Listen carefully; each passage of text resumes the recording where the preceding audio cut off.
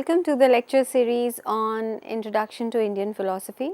Today I will discuss Nyāya Epistemology.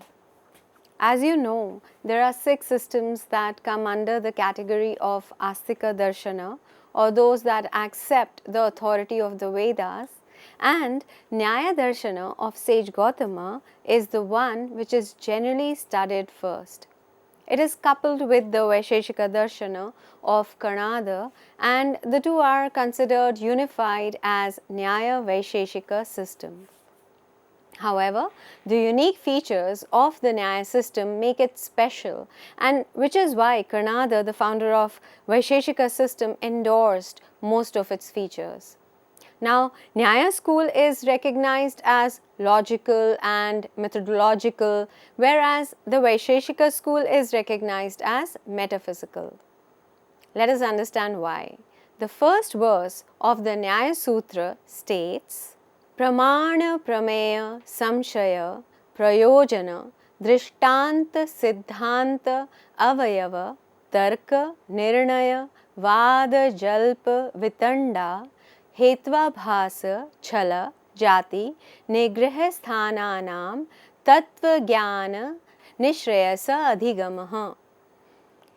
Meaning, final emancipation from all sorrows is attained through the true knowledge of pramana or valid means of knowledge, prameya or objects of knowledge, samshaya or doubt, prayojana or purpose, drishtanta or example, siddhanta or conclusions, avayava or members of syllogism, tarka or corroborative reasoning, nirnaya or ascertainment, vada or discussion, jalpa or wrangling, vitanda or destructive dialectic, hetva or fallacies, chala or quibbling, jati or false arguments, and nigrahasthana or points of defect. So, according to sage Gautama, salvation is attained by a clear understanding of these 16 categories. These 16 categories point towards logic, epistemology, and argumentation. What is going to be interesting is to understand how sage Gautama in the Nyāya Sutras exhaustively explains these 16 categories as the means to attaining salvation. The Vaisheshika system talks about only 6 categories, as is evident from the 4th sutra of the first Ahanika of the first Adhyaya of Kanada's Vaisheshika Sutra. The sutra is Dharma Vishesh Prasutat Dravya Guna Karma Samanya Vishesha Samavayanam Padarthanam Sadharmya Vedharmyabhyam Tattva Jnana Nishreyasam. Meaning, the supreme good is achieved through the knowledge of reality resulting from a special merit arrived at through the inductive method of agreement and difference of properties of the 6 categories, namely substance, quality, action, universality, particularity, and inherence. Of course, abhava or non-existence was later added to these, which eventually resulted in their acceptance of 7 categories. So, the Vaisheshika categories provide an exhaustive list of all the things that need to be referred to in a discussion about the nature of the world and the place of liberation in it. Now, the Nyāya categories although make the same reference, but they are different and wider in range. Interestingly, the ontological categories of Vaisheshika are incorporated within the 2nd category of the Nyāya, which is Prameya or the objects of knowledge. The Nyāya list of 16 categories includes categories which are in line with a method of debate and discussion, since sage Gautama considers discussion as one of the means for liberation. Now, liberation is possible only when one has the right knowledge of the reality. And there is no other way than experience and the logically valid forms of knowing to determine what reality is. And this long list of 16 categories, which includes the essentials of logical reasoning like Vad, Drishtanta, Nirnaya, Tarka, they are an aid in the process of knowing and understanding the reality correctly. So, enunciation, definition, and critical examination of the 16 categories is the key to Nishreyasa or spiritual upliftment and liberation. If you read the Nyāya Sutras, you will find that the first adhyaya is about enunciation and definition, while the remaining 4 adhyayas stress on critical examination. One may wonder what sort of relation could there be between a proper understanding of these 16 categories and liberation? The two seem quite different from each other. Anticipating this confusion, sage Gautama in the second sutra says, Dukha janma pravritti dosha mithya jnananam uttaro uttarapaye tadanantarapayad apavargaha, meaning pain, birth, activity, defects and wrong notions on the successive annihilation of these in the reverse order, there follows release. Still unclear? Try to understand it this way. Apavarga or liberation is something which is perfect, tranquil, and which is not tainted by any defilement. And the world is constituted of wrong notions, defects, activity, birth and pain. Now, liberation is possible only when one gets rid of the world. So, a person, by the true knowledge of the 16 categories, is able to remove his or her wrong notions. When this is done, his or her defects, desires, aversions and stupidity all disappear. This person is then no longer subject to any activity and is consequently freed from birth, death, rebirth and pains. So, this is how a person's release is achieved and supreme bliss is secured. So, we can see that the focus of the Nyāya school is on debate and discussion, technically speaking, on logic and epistemology. It is generally believed that the Nyāya Vaisheshika system is closest to common sense. As Karl Popper, says, they are the arch empiricists among the Indians. All the truth claims they made about things that were within the reach of the senses were based on direct observation. They encouraged translations of difficult sentences so that intellectual discussions would lead to liberation. In fact, they worked quite a lot on definitions. Just as in Western logic, we talk about definitions as being too wide or too narrow, a similar theory was developed by the Naiyayikas, which is called the theory of explications. According to this theory, a definition must not either overextend so that unintended things are not included in it, or underextend so that intended things are not excluded from it. So, in the Nyāya system, every concept is clearly defined so that there is no room for doubt or speculation as to the meaning and purpose of the philosophical arguments. Anyway, more about this later. Now, as I said that the Nyāya system enumerates 16 padarthas or categories, the first is pramana. And the Nyāya system accepts 4 pramanas. They are pratyaksha or direct perception, anumana or inference, upamana or comparison, and shabda or verbal testimony. Point to remember is, the Charvakas accept only one pramana, which is perception. The Buddhists accept two, perception and inference. The Sankhya system accepts three, perception, inference, and verbal testimony. And what is most interesting is that the Vaisheshika system, which is so close to the Nyāya, accepts only two, just as the Buddhists do, perception and inference. Now, within the Purvamimamsa system, the Prabhakaras add a fifth pramana to this list of four, and that is presumption or arthapatti. The Bhattas and Vedantins admit a sixth to this list, and it is non-apprehension or anupalabdhi. Anyway, coming back to the Nyaya system.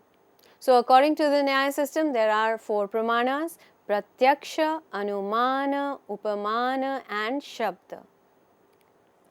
Now, there is a question which is generally found in the commentaries of Gautama's Nyaya Sutra regarding the four pramanas, and the question is, does each pramana grasp mutually exclusive objects, or the several pramanas can grasp the same object? I will discuss how Vatsyayana answers this question. So, in his Bhashya, Vatsyayana says that sometimes the objects are exclusive and sometimes they are the same, and he gives a few examples. One is that of soul. Now, how do we know about our soul? The immediate answer is by shabda or verbal testimony. It is written in the Vedas, the Upanishads, but we can also know about the existence of the soul from inference. We have desires, we have experiences of pleasure, pain, aversion, and these are the indicative marks of the soul. So, we can know about the soul from verbal testimony as well as from inference. But Vatsyayana does not stop here. He says soul can also be perceived, and this happens due to a special contact of the soul with the mind. However, this special contact only yogis can have. Nonetheless, it is possible that one object can be grasped by more than one pramana. However, there are cases where one object is known exclusively by a single pramana. For example, the Vedas say, by performing Agnihotra sacrifice, one goes to heaven. Now, this we can know only by the words of the Vedas. We ordinary people cannot know this either through perception or through inference or through comparison. Also, I know my hand through direct perception. No inference, no verbal testimony, and no comparison are operative in this case. When these pramanas, pratyaksha, anumana, upamana, and shabda, are employed and managed correctly, they produce prama or valid knowledge. However, if something goes wrong while using them, then the result is aprama or invalid knowledge, as in the case of doubt, erroneous perception, even memory. Now, let us understand the Nyāya epistemology in detail. Knowledge or buddhi means apprehension or awareness of objects. About knowledge, Lagakshi Bhaskara in his Tarka Kaumudi says, Artha prakasho buddhihi, meaning knowledge consists in the revelation or manifestation of objects. Knowledge manifests or illumines the object or what there is, just as a lamp reveals whatever is around it. Now, since this school is about definitions, we need to understand certain important terms which are all derived from the root ma and the prefix pra. The word pra means prakrishta or yathartha, which may be translated as things as they are. The word ma means jnana or cognition. So there are four important words which originate from these two words which are extremely central to epistemology, and they are: number 1, pramana; number 2, prama; number 3, prameya; and number 4, pramatri. Now we understand pramana as pramakaranam, meaning the method of knowing truly. Now the question is, what is prama? The word prama, as you know, consists of the prefix pra and the root ma. So the word prama means cognition of things as they are, or yathartha jnana. It is valid, definite and assured cognition of an object. As opposed to prama, there is aprama or invalid cognition or ayathartha jnana, which includes memory, doubt, error, hypothetical argument, etc. Basically, prama designates true judgment and aprama a false judgment. But the truth or falsehood of the judgment is grounded in pramana, the instrument of true knowledge, as it validates the judgment whose truth is in question. Now, the object that is grasped by a true judgment is called prameya. This object of knowledge could either be a thing or a quality, it could either be an action or an emotion, it could also be an existent or a non-existent. So, artha prakasho buddhihi, objects are revealed when they become objects of knowledge. And knowledge also reveals what is not there, which is why the Nyāya school maintains that the object of knowledge could also be non-existent. Remember the Vaisheshika category of abhava? See how things are getting aligned. Now the fourth important word is pramatri, which means the person who knows and who asserts a true judgment. See, knowledge belongs to the self. This luminosity of knowledge enables the self to interact with the world. No rational activity is possible without knowledge. And when the knowledge producing conditions are perfect and the knowledge corresponds to the object, then it is a case of valid knowledge or prama. However, when the conditions of knowledge are defective and the knowledge does not correspond to the object, the result is invalid knowledge or aprama. Actually, the exact translation of prama is yathartha anubhava, and for aprama is ayathartha anubhava. The word anubhava is important. It means presentative knowledge. So, you can see even aprama is presentative in nature, but it is not valid. A little earlier, I included memory in the list of ayathartha jnana. Actually, we cannot outrightly say that memory is a case of ayathartha jnana. This is because sometimes our memory does correspond to the real nature of the things. It gives us true knowledge.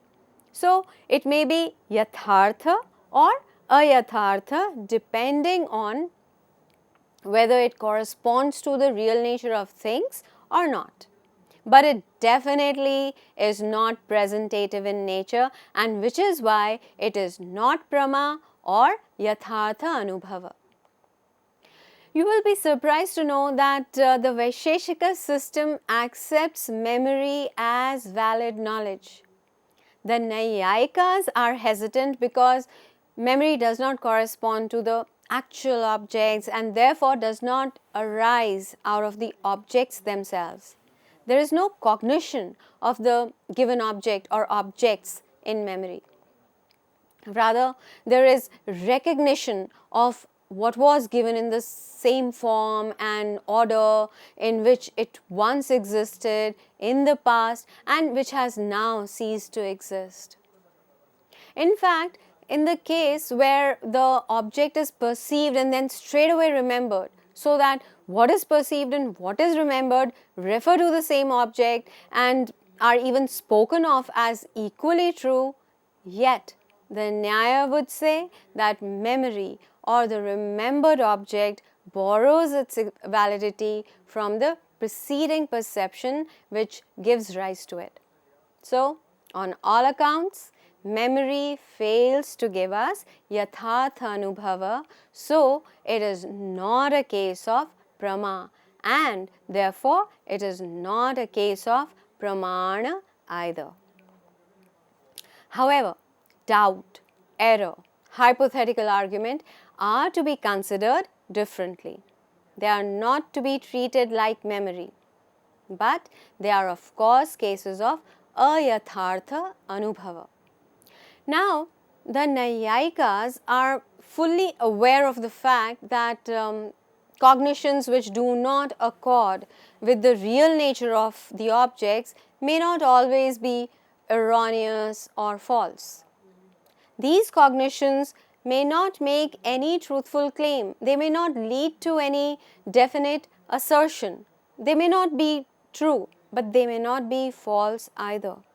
And this is why the Nyāya system classifies doubt, error, and hypothetical argument separately under the category of ayathartha anubhava or non-valid presentative knowledge. A little bit about doubt, error, and hypothetical argument. Doubt or samshaya is a crucial step in acquiring knowledge. Gautama in the Nyāya Sutras states that yatra samshaya tatraiva uttara prasangaha, meaning where there is doubt, there must be ongoing examination. Udyotkara in his Nyāyavartika claims that doubt is an essential component of investigation, vichara anga. Gautama explains in the Nyāya Sutra that doubt is a conflicting judgment about the precise character of an object. It arises from the recognition of properties common to many objects or of properties not common to any of the objects, from conflicting testimony and from irregularity of perception and non-perception. What Gautama means is that doubt is of 5 kinds, as it may arise from number 1, recognition of common properties. For example, when in dim light on seeing a tall object, we cannot decide whether it is a man or a pole, as the property of tallness belongs to both. Second, recognition of properties not common. For example, hearing a sound, one questions whether it is eternal or not, as the property of soundness abides neither in man, animal, bird, insect, etc. that are non-eternal, nor in atoms which are eternal. Number 3, conflicting testimony. For example, merely by study, one cannot decide whether the soul exists, because one system of philosophy affirms that soul exists, while another system states that soul does not exist. Then the 4th, irregularity of perception. For example, we perceive water in the pond where it really exists, but water appears also to exist in the mirage where it really does not exist. And the 5th is irregularity of non-perception. For example, we do not perceive water in the cucumber where it really exists, or on dry land where it does not exist. So, doubt is a cognition of conflicting notions about the same object. In the Nyāya Vaisheshika system, there is an extensive discussion on this topic. I will not go into that, but will switch to error or viprayaya. Now, like doubt, error is aprama or non-valid knowledge, but it is also positively invalid or false knowledge. The erroneous cognition goes beyond uncertainty, which happens in the case of doubt. Error conveys a definite assertion about an object which may be present before us, but this assertion is in contradiction to the real nature of the object. Now, perceiving a shell as silver or attributing a false character to a perceived fact are examples of error. And you know, there are many theories of error that are put forward by the different systems of Indian philosophy. I will talk about these in a separate lecture. Let's now move on to hypothetical argument or tarka. Hypothetical argument is a way to test the validity of the conclusion of any reasoning. Now you may ask, how does it work? So the answer is, by way of tarka, we determine whether any contradictions would follow if a particular conclusion is accepted as true or is rejected as false. If there is any contradiction in accepting it as true, then we know beyond doubt that it is invalid. But if while rejecting it as false, we get involved in a contradiction, then we know beyond doubt that the conclusion is valid. So, in tarka, we take the contradictory of the proposition in the form of a hypothesis and check how that hypothesis leads to a contradiction. So, tarka lends its support to pramana, but by itself is not a pramana. As Vatsyayana in Nyāya Bhashya says, tarko na pramana samgrihito na pramanantaram pramananam anugrahakas tattva jnanaya parikalpyate. Meaning, tarka is neither included within the accepted pramanas, nor is it a separate pramana, but is a process which helps the pramanas to the determination of true knowledge. There is so much to know about tarka itself that I can go on and on, but this much in this lecture. Will continue in the next one. Thank you.